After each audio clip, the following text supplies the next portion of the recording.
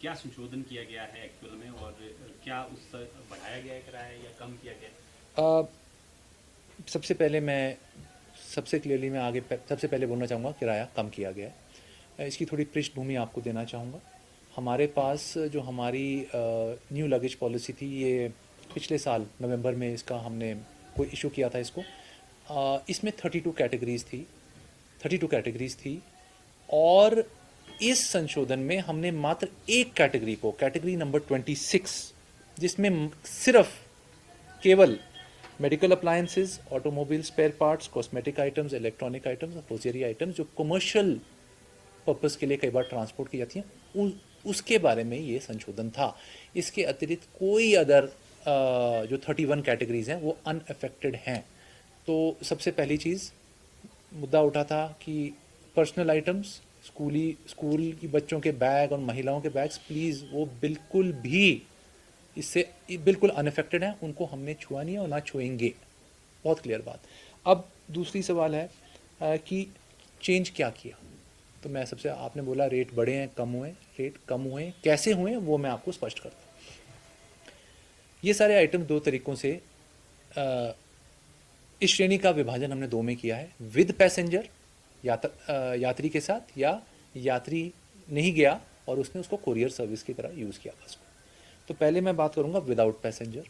पहले क्या था, 0 to 40 kgs अगर आप इनमें से कोई आइटम्स भेजना चाहते थे तो आपका एक टिकट के बराबर आपको प्राइस देना पड़ता था। आप यहाँ से दिल्ली कोई मेडिकल अप्लायंस भेजेंगे तो 1 टिकट प्राइस आपको देना पड़ेगा। हमें ये फीडबैक लोगों से आया है कि सर, चाहे मैं 2 kg का भेजूँ या 40 kg का भेजूँ, आप सेम प्राइस चार्ज कर रहे हो, तो जो छोटी मात्रा में भेज रहा है उसके लिए कुछ ज़्यादा एक्सपेंसिव है। हमने उसको तर्कसंगत पाया और हमने उसमें एक बदलाव लाया। इस संशोधन के माध्यम से हमने क्या किया, हमने बोला 0 to 5 kgs 1/4, मतलब एक चौथाई, 6 to 20 kgs हाफ, और 20 से 40 हमने उसको 1 पे ही रखा।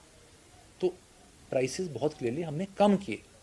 एक श्रेणी के लिए तो 75% कम और एक श्रेणी के लिए 50% कम, इतना हमने प्राइसेस कम किए। तो सबसे पहली बात तो ये क्लियर है। और जो विद पैसेंजर भी अगर कोई कमर्शियल रीजंस के साथ इसको कैरी कर रहा है तो उनके लिए 0 to 40 kgs में आधा टिकट लगता था सिर्फ। और this is over and above उनका जो पर्सनल आइटम्स हैं, 30 kgs का तो है सबके पास लिमिट। उसको भी हमने 0 to 5 kgs में हमने उसको 1/4 किया। ठीक है, तो उसमें भी हम चेंज लाए। 5 से 40 उतना ही रहा, हाफ। तो ये अगर आप इसको पूरी अच्छी तरह से, जैसे मैंने कहा है, तो प्राइसेस बड़ी क्लियरली गिरे हैं, सिर्फ इन आइटम्स तक सीमित हैं, बाकी कोई आइटम भी इससे अफेक्टेड नहीं है। सर, जो अभी सूचना जारी की गई है उसमें आपको क्या लगता है कि असमंजसता की स्थिति क्यों पैदा हुई, क्या कारण रहा, आप क्या कहना चाहेंगे? मैं यही कह सकता हूँ कि आ, मैंने कुछ सोशल मीडिया में जो मैंने स्टडी किया तो हमने काफ़ी समय उस पर भी, कल खुद भी हमने काफ़ी लोगों को अपना रिस्पांस दिया और अपनी क्लैरिफिकेशन इमीडिएटली दी, और क्लैरिफिकेशन से बात काफ़ी क्लियर हो गई। बट हमारे पॉइंट ऑफ व्यू से हमने आइटम्स का नाम बड़ा क्लियरली लिखा हुआ था, तो थोड़ा हमें भी समझ नहीं आया शुरुआत में ऐसा क्यों हुआ। अब क्यों किया वो, उसके बारे में वो हमारा कंसर्न इतना नहीं है।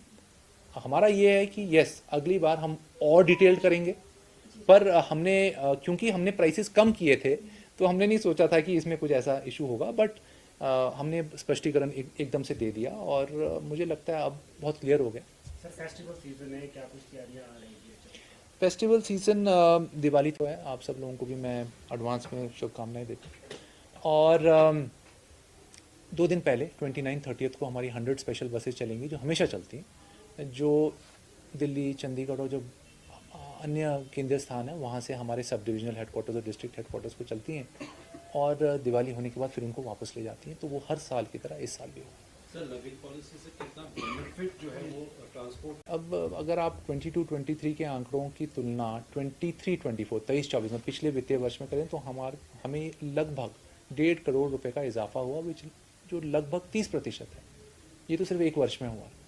हम आशा करते हैं कि प्रगति का दर इतना ऐसे ही चलता रहे तो हमारे लिए एक राजस्व कमाने का एक अतिरिक्त स्रोत पैदा हो गया। सर, ऑपोजिशन लगातार